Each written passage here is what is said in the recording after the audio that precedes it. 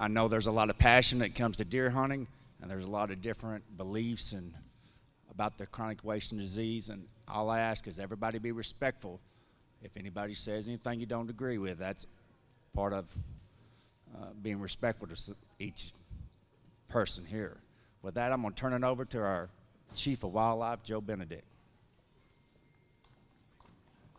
Thank you, Bubba, and thank you everyone for coming out tonight to have a conversation with us, the Tennessee Wildlife Resources Agency, about a very important wildlife conservation issue that we are all facing together here, chronic wasting disease.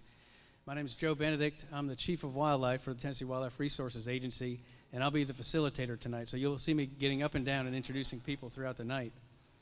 After a few introductory remarks, we're going to hear from two speakers. The first will be a wildlife veterinarian, Dr. Dan Grove, who will talk about the disease itself, kind of regardless of Tennessee or any other states. And the second will be Chuck Yost, our CWD coordinator, and he'll talk about Tennessee's response to chronic wasting disease and our next steps and where we go from here. And the last part will be answering questions that you all have submitted on these cards. So I think everyone probably received cards when they came in. Sorry, folks, I don't mean to have my back to you. If you've not received a card to write your question on, please wave your hand. We have staff around that will hand you these cards. There's so many people here. We're appreciative of you guys coming out tonight on a weeknight, but we wanted to make sure we get out of here at a certain time. We've got this facility loaned to us, and we need to get out of here at a certain time. So we're gonna sort through the cards, discard the ones that we're going to speak about tonight that we'll answer during the presentations, and then we'll have a question and answer session at the end using those cards. So if you don't have a card, wave them and get them, and then get them back to us. So appreciate that. I want to recognize a few, guests that we have here tonight, special guests. We have three of our commissioners, our Tennessee Fish and Wildlife commissioners, Mr. Bill Cox, Mr. Kurt Holbert, and Angie Box over here. Thank you all for coming and sharing support. We've got some of our partners from Tennessee Department of Ag over here. Dr. Sarah Clariday, she's the Assistant State Veterinarian for Tennessee Department of Ag. We have Miss Connie Gould, the Assistant Commissioner of Communications, with us, and then Miss Kathy Moore, an animal health technician. So they're familiar with the captive cervid industry and some of the regulations around that. If we have questions regarding that, we'll have them come up and step to the podium and answer those questions. We also have Mr. McKinnon from the Tennessee Farm Bureau. I'm not sure where he is, but thank you for coming. The Farm Bureau is a great partner of the agency, and we couldn't do what we do without them. So thank you all for coming tonight. We are here tonight as an agency because we are concerned about the threat of chronic wasting disease, not only to the deer population, but to the traditions of hunting and to the citizens of Tennessee and what impacts it will have on that. And we're dedicated to addressing this conservation issue. You saw the uniforms here. There's other staff throughout the state that are working on chronic wasting disease nearly day and night since we first discovered it. Chronic wasting disease, many of you have probably read in the last month or even beyond that about chronic wasting disease. But this is a serious wildlife conservation issue, and most of you all know that hunters and state fish and wildlife agencies have partnered together through the last century, really, to address other wildlife conservation issues, and we've been very successful. White-tailed deer in Tennessee used to be very scarce. Now they're very abundant. That's because hunters and the State Fish and Wildlife Agency partner together. We have the same thing with turkeys. We know that wood ducks were declined, and we work together. Hunters and State Fish and Wildlife Agencies have had a great partnership for many years, and we need to continue that. Chronic wasting disease is no different. Our agency cannot address chronic wasting disease without hunters and without landowners. So thank you again for coming tonight. You guys are going to continue to be a vital part in the functioning of our agency and the response of the agency to chronic wasting disease. So thank you for your support in general, and thank you for your support in specific, or especially in these last couple of weeks. Those of you that have submitted samples at our mandatory check stations, those of you that have dropped heads off in our freezer locations, thank you for doing that. Your continued participation in these programs is vital to the success of our addressing this disease. So we're in this together. right? And I just want to share a personal note. Many of you are landowners. Many of you are hunters. There's camouflage. There's orange all throughout the room. There's young and old here. As a landowner, hopefully that's not a fire alarm. So as landowners and as hunters and as venison consumers, I wanted to share my concern with you, right? I've been a deer hunter for 35 years. I've never missed a deer season, over 35 years actually. I'm a landowner. I've got a little farm in Rutherford County. And my son is 14. I bet you half the protein in his body is from venison. So most of our agency employees in this room and throughout the state are hunters, are fishermen, fisherwomen. We consume what we eat, what we catch. So we are in this together. The concern, the anxiety, the uncertainty that you feel about this resource, I can tell you that our staff feel the very same thing. So we are doing our best. Our staff are working day and night to address this. We wanted to come have a conversation with you tonight to share some thoughts. So we have a lot of things in common as state employees and as folks in the audience. So our goal tonight for the meeting is to turn off the fire alarm first, is to inform you about chronic wasting disease, what it is, how it affects the individual animals, how it might affect the population, how it might affect hunting, and also how we're responding. Again, this is a huge conservation issue, a huge conservation challenge that we're going to have to work together to support. So I just want to reiterate what Bubba's comment was. We have a lot of information we want to share to you, and besides the fire alarm, we want the audience to be quiet, be respectful of your neighbor. Hopefully you guys can hear me. Can you hear me pretty well back there? Good. Normally at gym it's hard to hear, right? But I think this is working out well. So submit your cards. I'm going to say that again later on in case other folks come in. So submit your cards. So on behalf of our executive director, Mr. Ed Carter, our Tennessee Fish and Wildlife Commission, and our staff, we'd like to welcome you this evening to our discussion about chronic wasting disease. So our first speaker this evening is Dr. Dan Grove. Dan works for the University of Tennessee Extension Services. He is a wildlife health specialist and a wildlife veterinarian. And so TWRA and UT have partnered to bring Dan to Tennessee. Dan is a Tennessee native. He spent time in several states that have chronic wasting disease. I believe he was in 3 states when they found it. So he's got a lot of experience, including Wisconsin and North Dakota. And so he's got firsthand experience in battling chronic wasting disease. And he'll provide us kind of a chronic wasting disease 101 informational seminar. So please welcome Dr. Grove to the podium.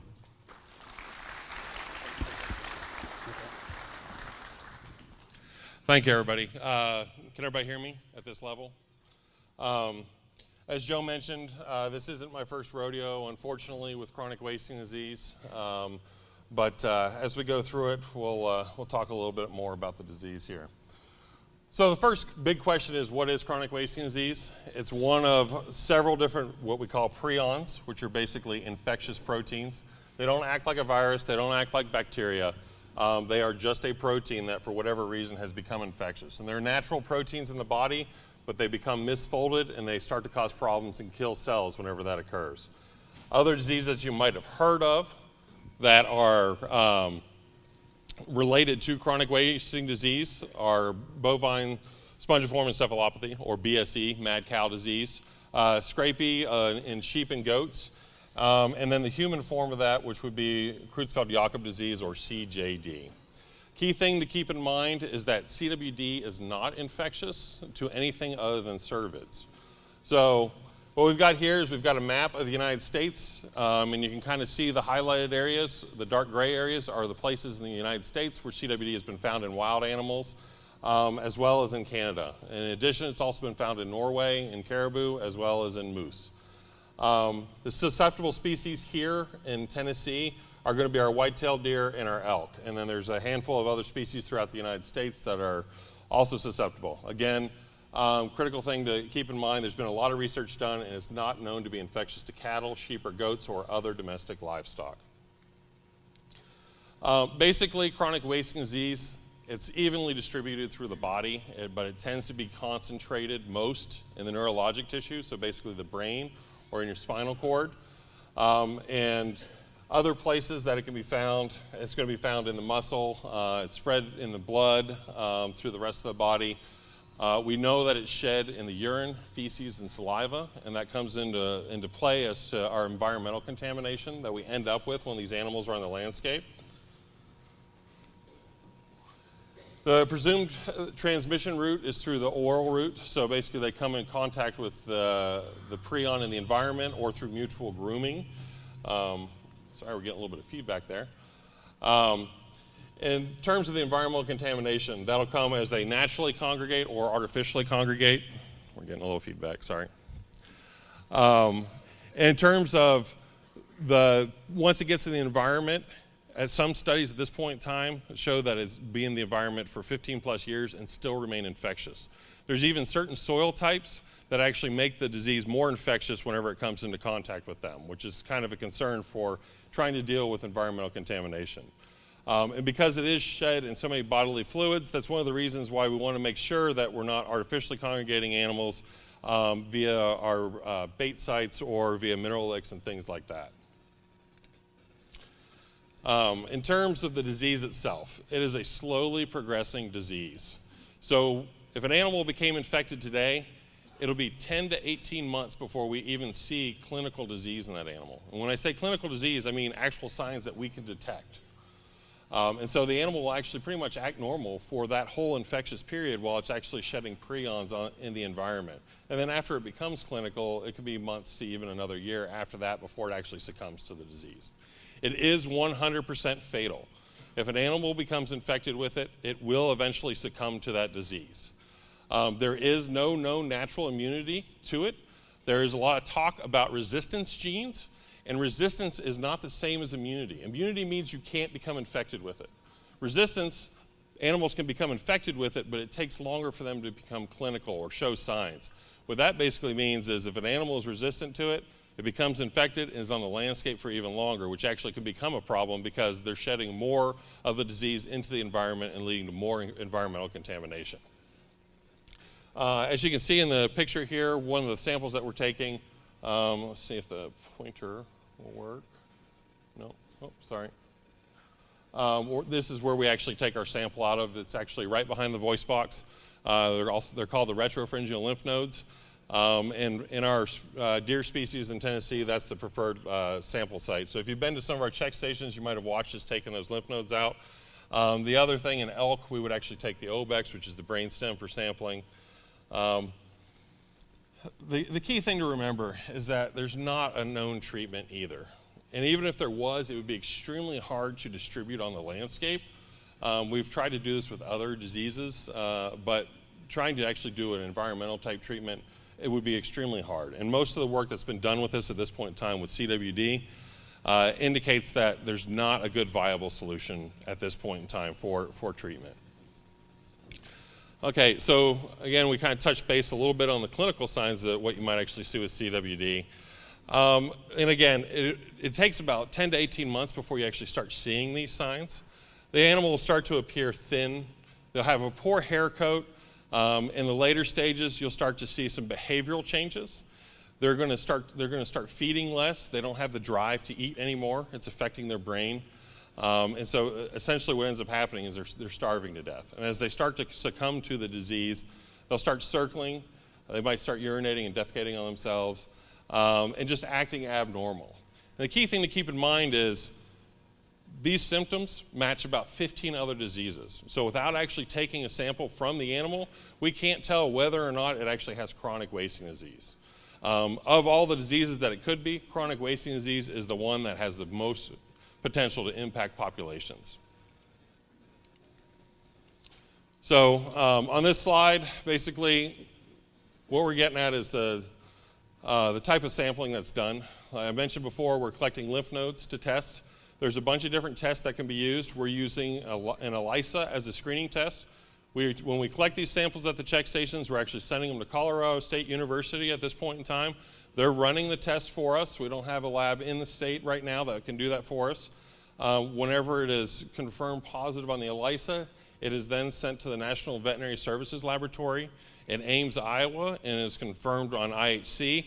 or they run the IHC directly at Colorado State University. And so there is a little bit of a lag period with the testing whenever we actually send the sample in, because if we collect it over the weekend, we submit it on Monday, assuming there's not a holiday, it's going to take a little while to get those tests run. The biggest one that seems to be the biggest question that we get is CWD, is a CWD infected animal safe to eat? The reality is there's been conflicting studies that have been done by researchers. There's a couple of different studies that have been done, but when it comes down to it, there's no 100% study that says it is not infectious to people, and there's no 100% certainty that it isn't infectious to people, or that it is infectious to people, sorry. The reality is what we do is we go back to the CDC, because we aren't in the business necessarily of dictating human health. And so the recommendation from the CDC, the Centers for Disease Control, is to not eat meat from a known infected animal. And that's just a cautionary, because there are other diseases that are prion diseases that are similar to this one that are infectious to people. And until we actually get a better study or confirmation that it is or is not infectious to people, we just want to urge caution. And the key thing is that to date, of all the states that have had it and all the people that have consumed CWD infected meat over the United States and in Canada and Norway and everywhere else, there's not been a known infection of a human from chronic wasting disease. So, what's being seen in the wild in other states? There's actually, in a lot of states, what they're starting to see is they're actually starting to see a shift in the age structure. So these are states that have had it for anywhere from 10 to 50 years. It was first identified in Colorado and Wyoming border around 1967. In population densities that are lower, such as that are on the high plains out west, the disease doesn't spread as fast, and so we're not seeing that shift as quickly. But whenever you go to a place like Wisconsin, where there's a high density of animals, they're already, when they're 15 years into this battle, seeing that shift in age structure. And so what does that mean? There's not as many old animals on the landscape. We're not necessarily going to see that overnight, but it's a 5 to 10 year down the road kind of thing. So the age structure has actually shifted from seeing like 6 and 7 year old animals on the landscape to where they're not seeing anything older than 4 years of age. So in places out west where the deer densities are lower and it took longer to spread, they're actually starting to see also a decline in populations. In some places, up to 40% of the population has been reduced as a result of the disease. I can't emphasize this enough. This is not an overnight battle. This is something that we're going to be dealing with for years. And so that's a key thing to keep in mind, is that whenever we're talking about this, a lot of people know about EHD, hemorrhagic disease, blue tongue, that particular disease which is caused by a virus and biting midge. You'll see a bunch of dead animals on the landscape all at once with that disease, because it goes through and kills them off in a fairly short time period. Chronic wasting disease is a slow, insidious disease. You're not going to see tons and tons of dead animals on the landscape. You might see one here and one there as they start to die, because they're not all becoming infected at the same time. And it's going to take longer for them to actually develop clinical signs. And so that's one of the things that people get confused by, is that they just expect that the deer population is going to die overnight. That's not going to be the case. It's going to be a slow transition to these kind of things that we're starting to see in other states. So that brings us to why we're here tonight.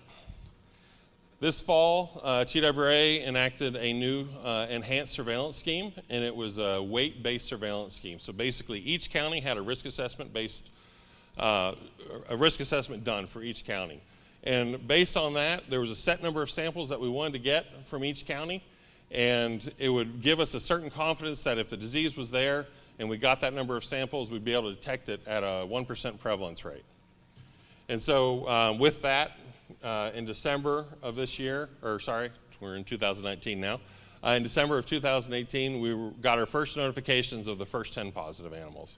And those animals were down here in Fayette and Hardeman counties. Since that detection, there has been a new rule enacted, as well as a new proclamation governing what can be done and what can't be done in this area Chuck is going to talk about that a little bit more in depth later. Just wanted to at least make you aware, if you aren't already, that there are new regulations as well as an extended season in this area. So this is where we're at as of yesterday. Keep in mind these numbers are going to change on this chart because we're still actively collecting samples throughout the week and then through the mandatory check stations on the weekend. So what we're looking at right now is that we've got 13 animals that have detected positive in Fayette County, and we've got 11 animals that have been found positive in Hardeman County and none in McNairy County at this point in time. So one of the other big questions is, and hopefully this map shows up for everybody, is where have they been found? And as you can see, most of these samples are kind of in a cluster around the border between Fayette and Hardeman County, and it's south of 64. And to give you, so basically this is a topo map. This kind of gives you an actual aerial photo of the land usage in the area, kind of gives you a better idea of where these positives are. And then this is what we're calling the 5-mile buffer. We actually, as part of the CWD incident management plan that was enacted as a part of the CWD response plan that TWRA already had in place, we've drawn 5-mile buffers around these points to kind of get an idea of potential future management in those areas. It also gives us an idea of what we need to include in what we're calling the Chronic Wasting Disease Management Zone, or the CMZ. One of the questions that we've been getting a lot is, why is McNairy County included if there haven't been any positive detections? If you look on the far right of your screen to that one, that 5-mile buffer goes into McNairy County. As you know, we can't control where wildlife goes on the landscape, and until we got a bunch more samples from that area, we couldn't say with confidence that it wasn't already in McNairy County, because historically we have not gotten very many samples from that county. So a lot of the things that were enacted at this point in time, the new season, the mandatory check stations, everything else, it's information finding. Right now we don't have a lot of information to be able to guide what we're going to do for management in the future. And so through your all's help and every other hunter's help that's provided us with samples at this point in time, we're getting a lot of good information. We originally set a goal of a minimum of 300 samples from each county to kind of give us an idea based on a statistical model. The reality is we've surpassed that, and every sample we get past that just increases our chances of A, either finding a new positive animal, or B, not finding even more that aren't detected. So it gives us a better idea of what our true number of animals on the landscape that might have the disease, as well as where that disease might actually exist, and can help guide us as to how to best try to manage the disease. The key thing at this point in time to keep in mind is, and I've mentioned it once already, is that this is a long-term disease. It's not going to, any changes we make in management, we're not going to see those changes next year. Whenever we talk about deer management, what the deer we have on the landscape nowadays, it wasn't last year's management plans that we put in place. It was the management plans we put in place 20 years ago that got us to where we're at with deer on the landscape right now. So whenever we go forward and we start making management changes to try and combat this disease, we're going to make an adaptable plan. But we're not going to etch-a-sketch it every single time and shake it up every year, because you'll never be able to detect that whatever you're doing for management is actually changing. And so just keep that in mind as we talk about all these things, is that these are not going to be overnight changes. You're not going to see the disease progress at an outrageous rate. You're not going to see a bunch of dead animals on the landscape, and it's going to be a long-term sustained effort that we need your help for fighting. And it is a lot of fatiguing right now at this point in time, just because there is a good rush to try and get even more information. But with that, I want to thank you, everybody, for coming tonight, as well as thank you for giving me the time to talk.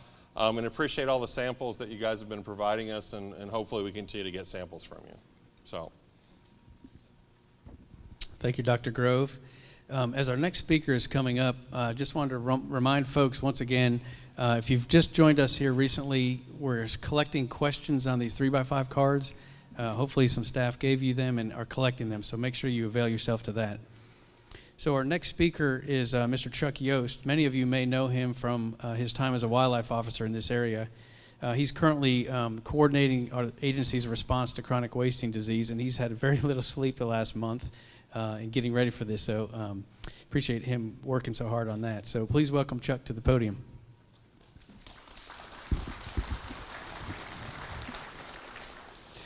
Good evening, everyone. It's good to be back in this area. I hate to return under these circumstances, chronic wasting disease. It's a real punch in the gut. I think you can probably relate to that. It's a real punch in the gut for hunters, landowners, business owners, deer enthusiasts in general. It's a huge loss for TWRA staff as well. You'd be hard-pressed to find many folks more passionate about this issue or more concerned about this issue than the agency biologists, wildlife officers, and other staff. Joe mentioned that I was a wildlife officer in this area, and the truth is I wasn't a great one. In fact, I may have been a bit overzealous. And I thought that just to kind of lighten the mood, I might share a story about my experience here. And it's a self-deprecating story, so bear with me. So the story goes is one night I was working a spotlighting detail with a large group of officers, and we were in this area. We were along the Hardeman and Fayette County lines. And it was a real busy night, and I was involved in a pretty significant case that night. So eventually it came time to go to court, and we went to court in Fayette County. And I remember going there and feeling good about the work I had done, and you know, it was time for the defendant to go before the judge. And I was there, and I was with Ty Inman, and I know a lot of you probably know Ty. He's a very veteran officer even at that point, but I wasn't such a veteran. And so I remember we were in there that day, and the defendant comes up, and this other gentleman walks up there with the defendant. And I was kind of thrown by this gentleman because I just saw him as this small old man. And I remember Ty kind of reacted to that, and he nudged me, and he said, "Do you know who that is? Do you know who's here to represent the defendant?" And I said, "No, but I'm not worried about that dude." And it turns out he says, "Well, that's John Wilder." For those of you who don't know, John Wilder served as lieutenant governor of Tennessee for over 35 years. Well-respected man, one of the most powerful people that could have showed up that day to represent that defendant. So Ty revealed this to me and nudged me, and he says, "You know, you probably just ought to go on home. I think you're done here." And he couldn't have been more right. So anyway, getting back to the topic at hand, over the next few minutes, I'm going to share with you about TWRA and our partners' pre-CWD efforts, the activation of our response plan, the establishment of the Chronic Wasting Disease Management Zone and the associated regulations, and then other management actions, and then the next steps. So in 2016, the agency finalized its first response plan. In 2008, this past year, it was time to update it, so we went forward with that. And ever since then, we've had continual planning efforts with partners such as the Wildlife Federation, the Tennessee Department of Agriculture, USDA, and others. Another thing that's been happening is continual preventative measures. The best thing we could do was try to keep it out of our state, and we did all that we could do. And the commission took a lot of actions as far as regulations and supported the agency very well in trying their best to keep it out of our state. Well, unfortunately, it's here now. But one of the earlier efforts was an extensive surveillance effort. And I think Dan described it a little bit, but we had an effort that he referred to as risk-based, and this is where staff went out and very strategically searched for samples for testing, and then we also utilized processors and taxidermists, and they helped us acquire samples.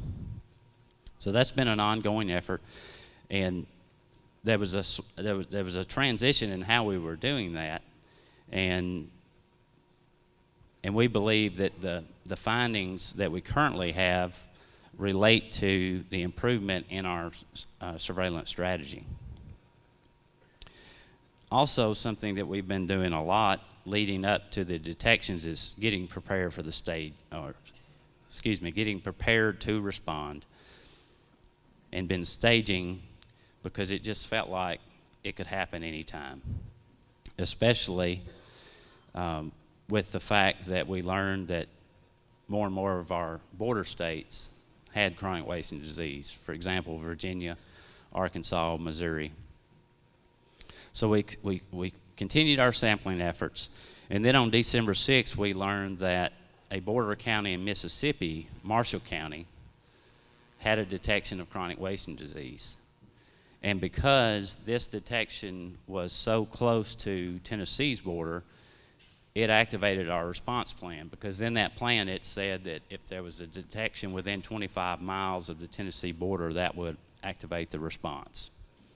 So we knew about that, and we found that on December 6th, on a Friday. Well, we were alarmed by that finding in Mississippi, and we were anxious about a CWD response. But a little part of me was relieved that it wasn't in Tennessee, and that we might be able to maybe ease into a response, and it wouldn't be so drastic. But as we began to respond accordingly, we learned that we had the 10 positives here in Tennessee in Fayette and Hardeman counties, and that discovery was on December 14th when we got those results. So right away,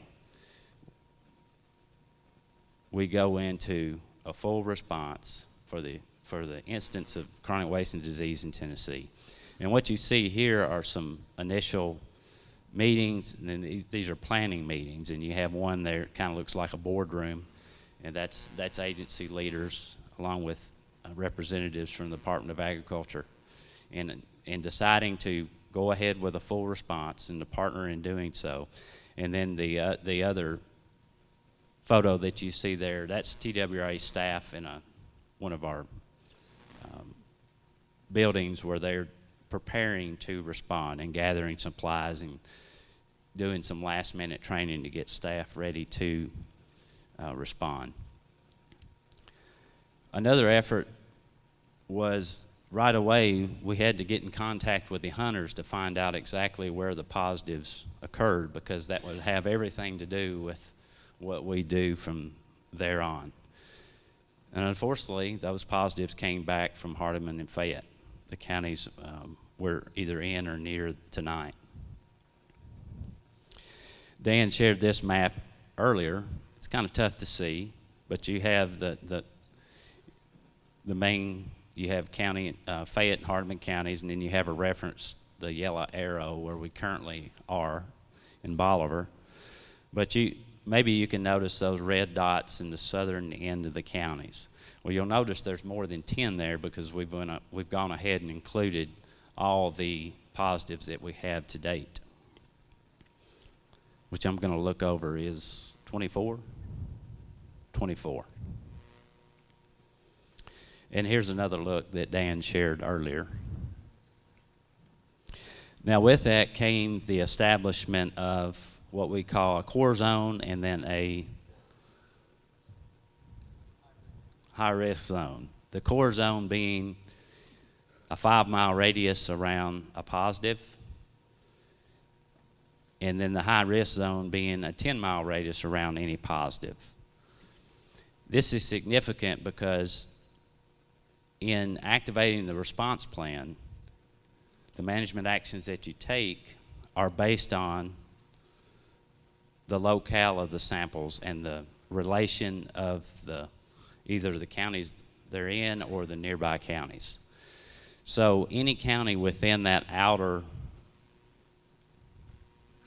line, the purple line, if you can tell the colors, anything inside of that, if that was a county of in Tennessee, then the management actions that were to be taken according to the plan would apply to those counties. And again, that's why McNairy County is included. So right away, per the plan, the management actions would apply to the 3 counties that you see. Some other things that happened right away were public announcements. There was a need to get this information out to stakeholders, and then right away to do even more intensive sampling in these 3 counties. And this was to help determine prevalence and spatial distribution. And what that means, in simple terms, is how much disease is there, and then where all does it exist. And you got to have more samples to determine these things. So we ourselves did more sampling at check stations, and then we began what we call the CWD sample drop-off program, where hunters could drop off deer heads, at these freezers that you see here, so that the agency staff can then sample them and then share those results back with hunters. It informs the hunters, and then it informs the agency. Another action taken was regulation changes in the 3 counties.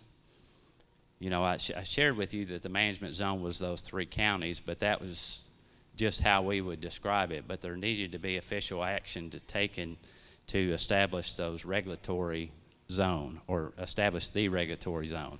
So action was taken by the commission and established that zone officially.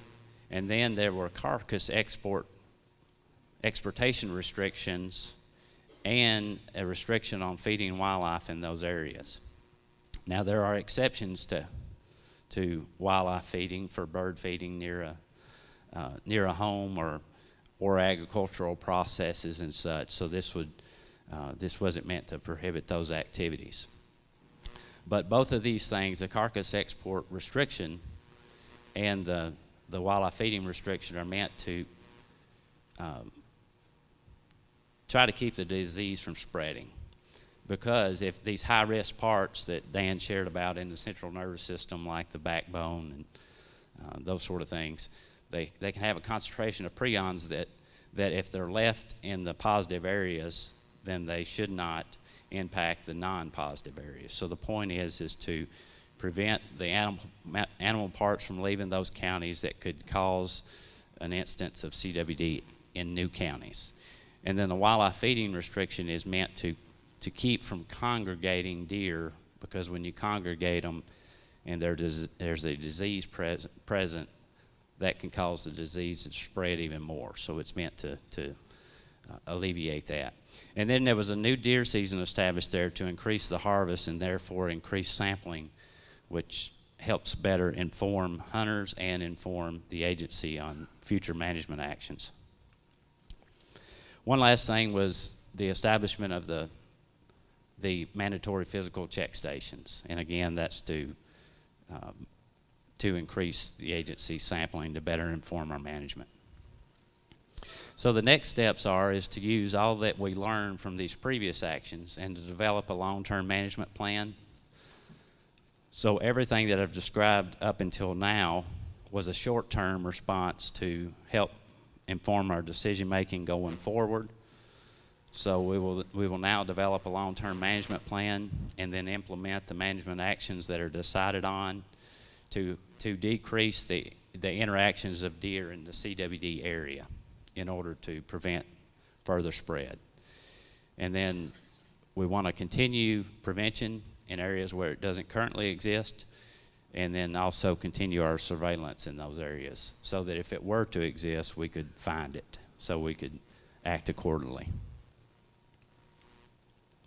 So I want to close with this by making a commitment, the agency, TWRA, making a commitment to you all that we're fully committed to best management of chronic wasting disease, and we're going to use the best information available and the best techniques in order to manage it appropriately. But doing so requires you all partnering with us. And as Dan mentioned before, it's going to be a long journey. And it may be quite some time before we see the kind of results that we hope for. But one thing that's for sure is you must continue hunting. Don't let CWD stop you. I'm not going to let it stop me. And together if we work together, we'll best manage chronic wasting disease. Thank you.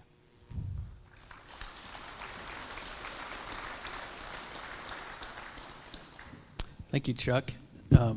As we have our panel, the next piece is the question and answer session. Again, from these cards, last pitch. If you need a card, get one. As we have our panelists come forward, I guess you're going to stand here. Just want to. I realize that the map is a poor quality and the lights aren't dim. I think Dan put on one of his last slides a new website. Many of you have probably already heard of it, but cwdintennessee.com. It's got the latest maps. I think they were put up there yesterday. We're putting all the information, the positives, all the information that we're developing, which is nearly daily, goes up on that website. So go there if you want to go look at that map with a little better detail. So we apologize for the visual display there. Also wanted to thank those. It occurred to me I saw some processors and taxidermists here. I want to give a shout out to those folks as well. Didn't recognize you earlier as a special guest, but we thank you for what you're doing. Many processors and taxidermists have come to us and asked us, how can we help you more? So we appreciate that so much.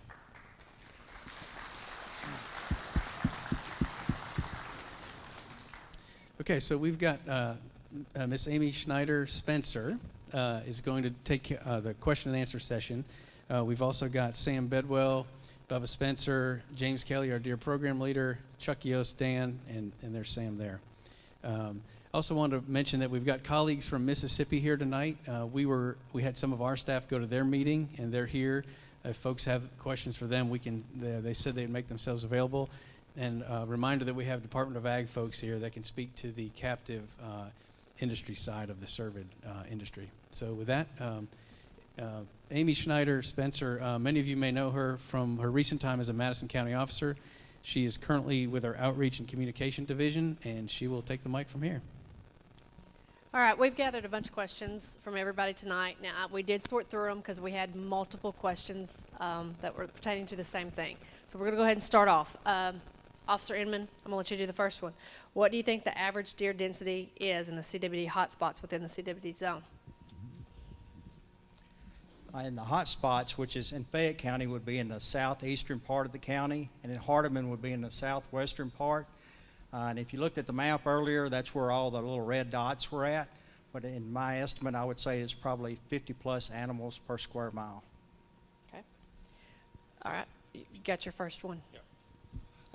I'm going to do a little different for myself here. There's a bunch of questions that I can answer, so I'm just going to go ahead and go through them and bounce back and forth. Is there target density per square mile that has been documented to reduce acceleration of infection rates and spatial distribution? The reality is there's been a lot of work done on that, and there's not an exact answer, but what we do know is when deer populations, trying to get out of the feedback, deer populations are anywhere above 50 deer per square mile, the rate at which the disease spreads is faster. So we actually have more information on what causes the disease to spread faster versus what the actual number is of what we want per deer per square mile. And so with that in mind, if it's above 50 deer per square mile, we're going to have to do something to decrease the interactions of those animals on the landscape, just because the disease will get out of control really quickly in that instance if it's that dense of a deer population. Okay, Chuck. I understand McNairy County is in the response zone, but why allow a potential CWD deer positive carcass or head from Hardeman or Fayette counties to be transported across the McNairy County line to be processed or mounted?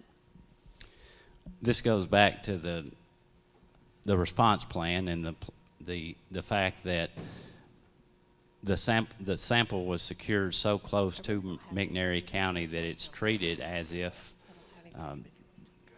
it could be a positive area. And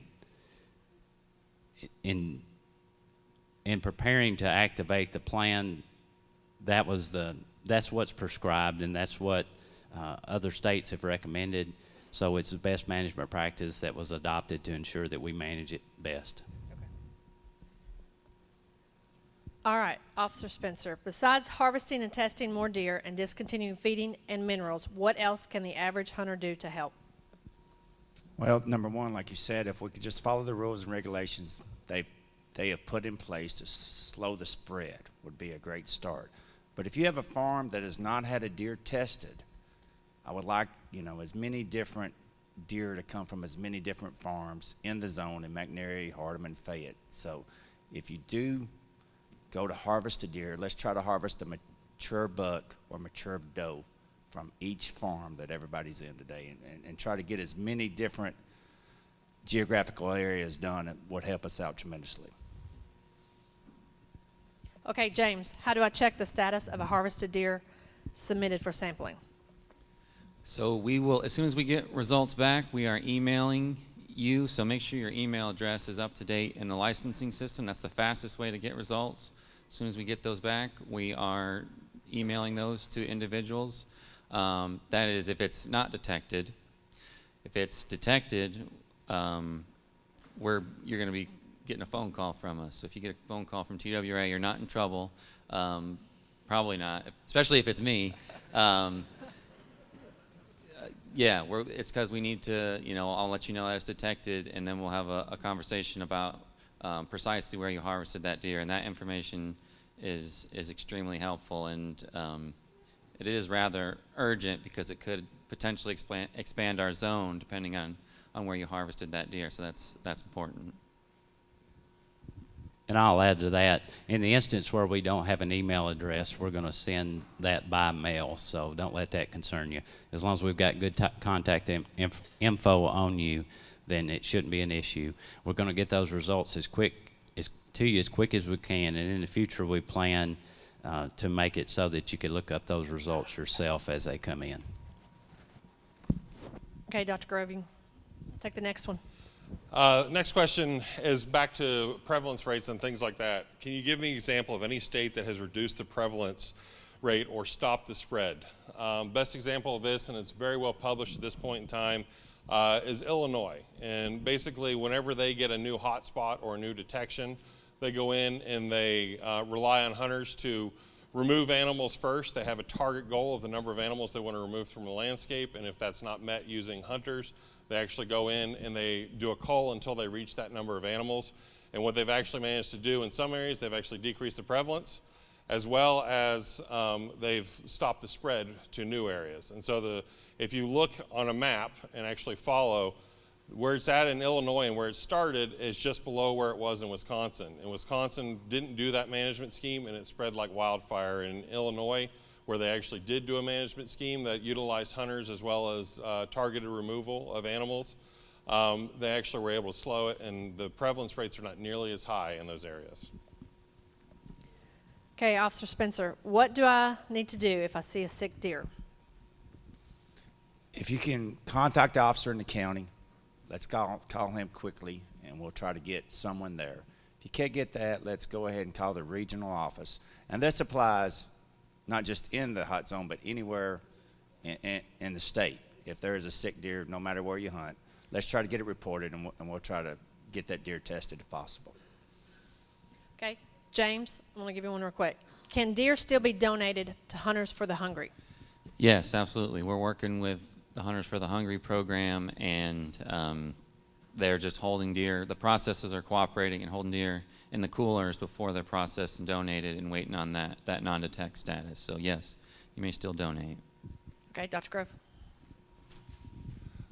So the question is, would it do any good to cover up long-used salt licks? And this is actually a really great question. There's not a lot of research on that, but what other states have done and recommended is if you can cover it up, it needs to be at least 8 to 10 inches of topsoil, but the other option is actually to turn it under. So that, because basically those prions are going to be on the top of the soil. So if you have a way and it's a small area, like we're talking about with a salt lick, you can actually turn that whole thing under, and at least as long as you get down to 8 to 10 inches and you flip the top so it's all the way on the bottom, you can actually do some good with trying to eliminate exposure to the prions that might already be there. We do know out of research out of Wisconsin that the prion will actually bind to some of the minerals at those salt licks and actually make it more infectious. So that's a good, if you know that you have areas where that you've been using salt licks for years and you can do something to try and cover that up or turn it over to where it's the prions that might potentially be there or covered up, that would be a good practice. Okay, Chuck, will there be another public meeting? Yes, there will be another public meeting. Once we learn more from our sampling efforts and have a better idea of what the long-term management plan will be, we will have those meetings, and we want to continue having these type of interactions with you so that we're partnering like I described earlier. Okay, Officer Spencer, if I harvest a buck during the weekdays, what do I do if I want to keep the head for a mount? All right, if you harvest a buck in the hot zone, there are 2 taxidermists in Hardeman County, and there's 4 in McNairy County. You can take it to any one of those taxidermists, but the deer cannot leave the hot zone, so you'll have to use one of those 6 taxidermists. The 2 in Hardeman County will go ahead when they mount your deer, and they will check it also. They will pull the lymph nodes to send it off in Hardeman County. Okay, Dr. Grove? Question is, will we ever know where, how it originated in Tennessee? Short version, no. And every state that's kind of looked at trying to figure this out, there's not really a good answer of who, what, where, when, why, and how. The reality is the prion got here, whether it was through a dead carcass or a live animal moving naturally or illegally or any other means, we'll never know. And so that's the shortest way to answer that, is there's not really a way at this point in time to figure out where it came from. Okay, Chuck, who regulates captive cervid herds in Tennessee? The Tennessee Department of Agriculture regulates captive deer in the state, or captive cervids rather, which is a reference to the deer family.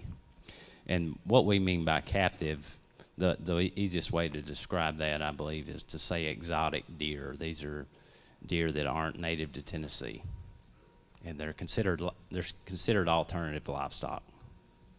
Okay. James, what are the regulations going to be next year? We don't know yet. We're still, this extended season is phase 1 of the response, and most of the samples from the zone have not come back yet. So we need to wait and see, what the objectives of this phase 1 response is determine the spatial distribution and prevalence. So it's just going to depend on how that situation assessment goes. Okay. Dr. Grove? This is actually kind of what I would think kind of goes back to the can I eat my meat kind of the question. What is the probability of transference of CWD infected deer transferring CWD in the same cooler as a non-infected deer? The prion itself does not reproduce outside of the animal because it requires the live animal's normal mechanisms. So the cells have to be alive to reproduce itself. So in the instance where it's in a cooler or somewhere else where there might be another infected animal, it would be surface contamination only. It wouldn't actually be throughout the meat because the animal's no longer alive at that point in time, so it wouldn't actually spread into the deep parts of the meat. It would be no different than E. coli or something like that. If you grind up the meat, it's probably going to be evenly distributed through it if it's cross-contaminated, but if it's a whole cut of meat, it would just be on the surface if there was any level of cross-contamination. Okay. Officer Bedwell, can we hunt this weekend even though it's juvenile season? Originally, it was scheduled just juvenile only. And of course, the chronic wasting disease came along and had some changes that came along with that. And it is still the juvenile hunt, but it's now in the zone, which is Hardeman, Fayette, and McNairy. That is open to everyone. It is open to everyone to hunt, so juveniles and adults can hunt this weekend. Okay. We'll go back to Dr. Grove real quick. I know you have a bunch of them. Yeah. If you kill a deer and it has CWD in the 10 to 18 month time frame, will the test show positive even if the deer has no symptoms? This is actually a really good question. Based on research studies, we can actually detect the disease as early as 1 to 4 months post-infection, which would definitely be well within that. Practically, though, it's usually within 4 months for the type of test that we're using. So anywhere from 4 to 10 months, we would able to detect it with the test that we're using. Other states have actually detected it through hunter-harvested animals in those 4 to 6 month olds during the hunting season. So. Okay, Chuck, is there anything else that we could or should be doing that isn't happening because of limited resources or negative public relation concerns?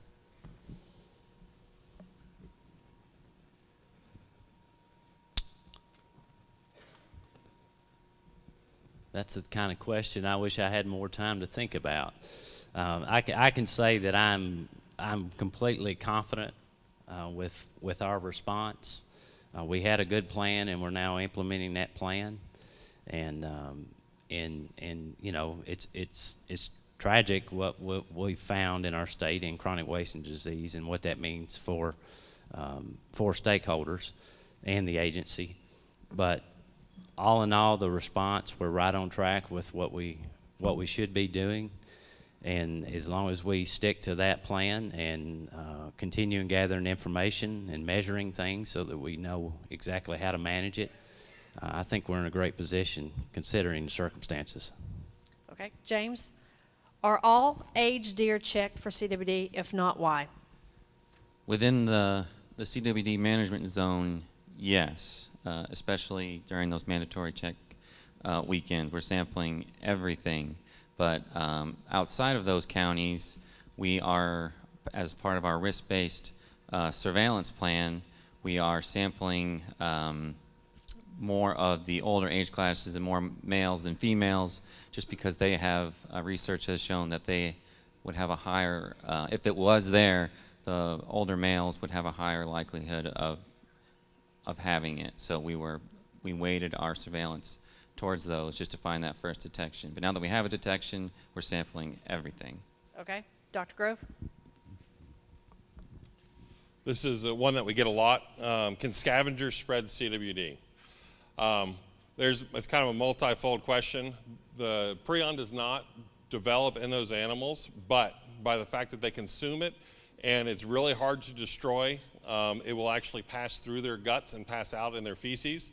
Now, the likelihood of that actually being a source of infection for an animal depends on if a deer comes across that and if there's enough prions in that fecal matter to actually infect the animal. The example I give is that it's been shown crows and magpies and other species in the corvid family can potentially ingest it and pass it out the other end. If that were a truly viable mechanism of spread of the disease as well as concentration on the landscape, then it would have spread a lot faster out west where there are a lot of crows and magpies and things like that. And you have to look at it as a risk. There's never going to be 100% no, it can't happen. But the fact that a deer would have to come across a very small pile of bird feces and then actually somehow ingest that bird feces and then become infected with the disease is a little bit lower of a risk. But we can never say 100% that it wouldn't potentially be a spread. Okay, Chuck, what are we as a state going to contribute to CWD research in the U.S.? That is a great question.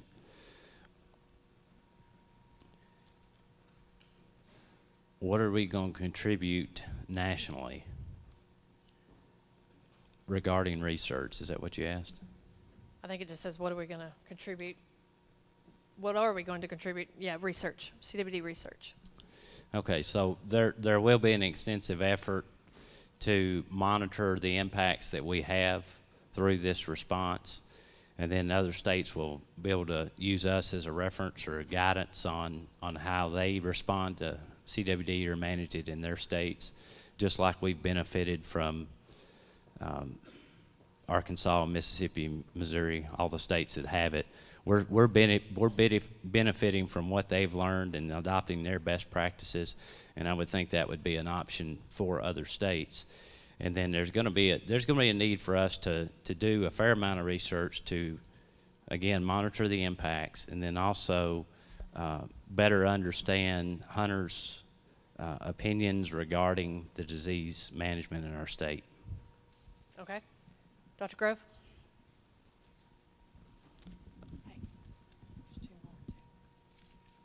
That's what I was just going to do. Okay. How do you recommend disposing of infected animals? The easiest version of that is it needs to be buried. What we're trying to do is to, after it's been taken out of the field, and if you get a notification at home that you've got a positive, we don't want that ending up back on the landscape in an area where the disease doesn't exist, because we're trying to limit the exposure of other animals to that infected material. So the best practice that we have is to bag it up and get it to a landfill or bury it. Incineration is potentially an option, but it would have to be an incinerator that went to 1,800 degrees Fahrenheit, because the incinerators that are 1,000 degrees don't destroy the prion. It needs to be 1,800 degrees Fahrenheit. So those are our best options at this point in time for disposing of carcasses. All right, I'm going to ask a question because I know this gets asked quite a bit.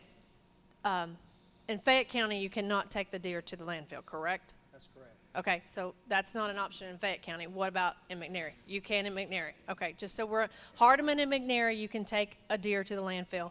Fayette County, you cannot. All right, James, in future years, will the state continue to pay for sampling of human harvest for consumption? Or hunter harvest, sorry, I cannot read the writing. So are we going to continue to pay for the sampling? In the CWD zone, Yes. yes, we are. Yes, we will. And outside of the CWD zone, those samples that we collect as part of our surveillance plan, yes, but outside of the surveillance zone and above and beyond what we need for those counties, probably not, because Okay. those would be low risk and we wouldn't have any reason to believe that there's CWD there. Okay, Dr. Grove? This question goes back to eating, but it has more to do with domestic pets. What is known about the effects of eating venison to humans? We've kind of covered that already, or other animals such as dogs, cats, etc. Again, it goes back to kind of the scavenger thing I was discussing earlier. Dogs and cats are carnivores. It can pass through their GI tracts unchanged. So if you do find out that you get an infected deer, you don't necessarily want to feed it to them, not because they can become infected with the disease, but if they're out and running around, they can then actually be shedding those prions through their fecal matter on the landscape. Okay, Chuck, is TWRA working to cover the processing costs for CWD positive deer? Basically, are we paying for the CWD positive deer from the processor? No, we're not covering that cost currently. Okay. James, I'm going to go ahead and give you one. In Tennessee, have any deer been found dead from other than hunter harvest tested deer? So, That's a great question. So no, we haven't found any dead deer that died of chronic wasting disease. All the positives that we have either been hunter harvested deer, and we've had one roadkill. And to add to that, one at Ames was severely sick when they did shoot it that turned up positive. all right, Dr. Grove? This one kind of goes back to something that I did discuss in my presentation, but I want to talk about a little bit more. There was a study done in Wyoming that showed genetically that some deer were more prone to CWD than other deer. Are there studies planned to look at similar things in the state of Tennessee? And what that's referring to is we know that it goes back to the resistance genes that I discussed in my presentation. We know that there's a gene in elk, a gene in mule deer, and a gene in whitetail deer. That when present, they are more resistant to dying from the disease, but they still ultimately die from the disease. And in other places like in Wyoming, they're actually starting to see a shift more towards that genetic makeup because those animals are able to live on the landscape longer. Again, as I pointed out in my presentation, that is not necessarily a good thing because that means there's more and more prion load in the environment because those animals are out there longer shedding prions in the environment. Here in Tennessee, we are going to try and do a little bit of genetic work with the animals that are coming back positive as well as other animals in the area. I can't speak to what that's going to look like. At this point in time, we're still trying to come up with a study design on some of these things. Okay, I'm going to ask real quick. Does anyone else have any cards with questions that you want asked? Because we're going to run out of time here. And we're going to come around and grab them real quick. Okay, Chuck, I'm going to ask you one. Does TWRA honestly want to preserve deer hunting for the future or sell out to farmers and insurance lobbyists? Wow. You thought we wouldn't answer those, didn't you? Hopefully, my presentation covered that. We couldn't be more committed to this. We couldn't be more committed to preserving our hunting heritage and to hunting and to the health of our deer herd. So there's no doubt about that.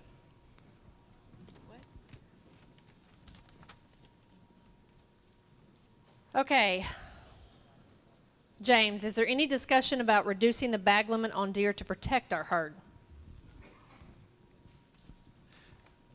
Reducing the bag limit? Reducing the bag limit to protect the herd. We are discussing all of our options currently, and like I said, we're waiting to finish this assessment to see exactly where we are before we decide where, what management alternatives we might use to get to where we want to go. But things like bag limits are things that we're actively discussing internally. Okay, I'm going to let whoever wants to answer this one answer it. High fence operations, do they affect the CWD, and how many deaths happen from CWD from the high fence?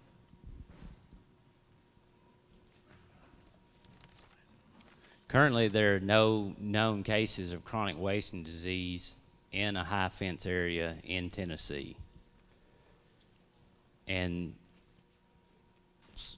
one thing that I'll add to that is that in the affected counties, our wildlife officers are working with owners of those properties to ensure that we're doing sampling there. So that's a good thing. And then also the Department of Agriculture also passed an emergency rule at the same time that we did to have regulations that better ensure that chronic wasting disease does not occur in captive deer in Tennessee. Adding to that, Chuck, we have 3 high fence areas in Hardeman County, 2 in Salisbury and 1 in Tune, and all 3 of those high fence areas have submitted samples to be tested. So all of the high fence areas are just as concerned, just like everyone else, to see where our prevalence is. Okay, Dr. Okay, all right, well, we have some numbers. Well, let me do this one first, and whoever wants to answer this one. Are farmers that have permits to kill deer that are eating their crops, depredation permits, are they going to be required to have them tested? We're gonna work with those farmers to do sampling. Whether there'll be a requirement or not, that I can't speak to that, but I can absolutely say that we're going to be proactive and working with them to get as many samples as we can. And I'm sure that they'll gladly accommodate us. I'm going to bring one up for the enforcement guys, and they can answer it. The hot zone, county lines, can deer leave the area? Can you go over the rules real quick on the exportation of deer from the hot zone? Inside the hot zone, the deer cannot leave the county line. Those include Hardeman, Fayette, McNairy County. If you kill a deer in that county, under no circumstances can it go outside that county line. It can move within Hardeman and Fayette. And it can move within Hardeman and Fayette County and McNairy County. Suppose right now if you killed a deer in Fayette County, you could carry it to McNairy County, but you can't carry it out of those 3 counties. Unless it's processed and the high-risk parts are removed. Yes, all bones have to be removed. If you want to go ahead and answer one of yours. Oh, yeah. Is there any effort being done to find a cure for the disease? The reality is with prion diseases is that there's not necessarily going to be a treatment for it. If there was, it would be actually probably to be developed on the human side first, because there's way more money to prevent human disease than there is to prevent wildlife disease. So if something is developed for humans, we might be able to extrapolate from that and try and do something in wildlife. But at this point in time, there isn't necessarily anything being done. That's why prevention we could always preach prevention because we don't have a cure for it. And so there have been multiple vaccine studies done. There was one that was actually just recently published out of Wyoming that it was done in elk, and it was a vaccine trial done in elk, and what ended up that they found was that it actually made the elk 4 times more likely to become infected with CWD, which is kind of the opposite of what you want with a vaccine. So at this point in time, the work that's been done, there's not really anything for preventative other than preventing the prions themselves from moving. So there's not treatment and there's not a preventative cure or vaccine at this point in time. Okay, what about meat already in the freezer? What do they need to do? In terms of if it's tested positive or? It just said meat in the freezer. I think what they're asking, if I've already killed a deer and it's not been tested, what should I do with it? It goes back to make the decision for yourself with the information that we have currently available. There's not ever been a known positive case in a human as a result of eating infected meat from a positive animal. Again, if you're concerned, you got to make the choice whether or not you want to consume that meat. And if you decide that you don't want to consume it, just dispose of it in the ways that we've already discussed. Okay, here's one, Chuck or James, whoever wants to answer this one. When or if a cull is done, how will the public be notified? There aren't even plans for that currently, so I don't know how the notification would happen. But I can assure you this, that no matter what management actions are taken, that the hunters will be well informed, property owners will be well informed in partnering with us. So I would assure you to eliminate any fears like that. Okay, Dr. Grove, you got another one? No. We can make some up for you. Well, we had some more over predator spreading CWD, but you really touched into that earlier. So, and then again, deer before Thanksgiving, jerky, what would you do with it? And again, you've already answered that. So, I'm gonna turn it back over to Jane or Joe. Who wants it? Joe, you want it? Well, thank you. How about a round of applause for our panelists? Thank you, guys. So I want to thank everyone for coming out tonight. We're getting near the end. We've only got a few minutes. We've got a commitment to be out of here, packed up, all the cords wrapped, everything up and taken away. I want to thank the folks at the Bolivar School Administration for letting us have this building. I'm not sure if they're here, but if you guys could hold on a sec, I've got a couple of things I want to say. We want to reemphasize the fact that we need to partner with hunters. And I thank you for coming out. There will be more public meetings. There will be more information on our website, cwdintennessee.com. And we're committed, like Chuck said, we're committed to this disease, managing this disease, maintaining the tradition of hunting, right? My son's 14. He shot his first deer last year. There are kids in the audience here. We've got to maintain the tradition of hunting. And we're here for you. We're here with you. We're going to partner with you through the thick and thin of this, right? Both landowners and hunters. I had the opportunity recently to work with some communicators. We've got some communicators here. And there's 3 questions they ask when they develop communication pieces. And I thought of this on the drive over. I thought I'd share it with you. It's kind of a summary of what we hoped to accomplish tonight. So the 3 questions that communicators ask is, what do you want your audience to know? What do you want your audience to feel? And what do you want your audience to do? So tonight, just as a form of recap, what do we want you to know? We want you to know about CWD, the disease, right? And the ins and outs of it, what we know from other states. We want you to know that TWRA is here for the long term. We're here as partners with you. We can't do this alone. We're here for the long haul. What do we want you to feel? I think Chuck shared some things. I did as well. We're hunters too. We eat venison. We love to see sunrises and sunsets. We like to take kids and family out there to hunt. We love to have a nice backstrap, right, for Christmas or Thanksgiving. So we feel the same thing that you're feeling. We feel this urgency, this wonder about what's going to happen. We feel this loss. Like Chuck said, this punch in the gut. And what do we want you to do? As you leave here tonight, please let these words echo. We want to thank you for participation, for sampling deer, for submitting deer to be sampled. Continue engaging with us in these public meetings through social media, cwdintennessee.com. Keep purchasing your hunting licenses, right? I feel like I'm a preacher on television, right? Give us your money. But really, our agency is blessed in that we don't get any money from the legislature. The agency is fully funded by, when you open your pocketbook, when I open my pocketbook, you buy hunting licenses, fishing licenses, and you register your boat. That funds the agency. So like Chuck said, please don't quit hunting. This is not the time to do that. So keep purchasing your hunting licenses. Keep bringing others into the sport of hunting, right? There's other things to hunt besides deer. And keep submitting your samples. Thank you very much for coming. We appreciate it.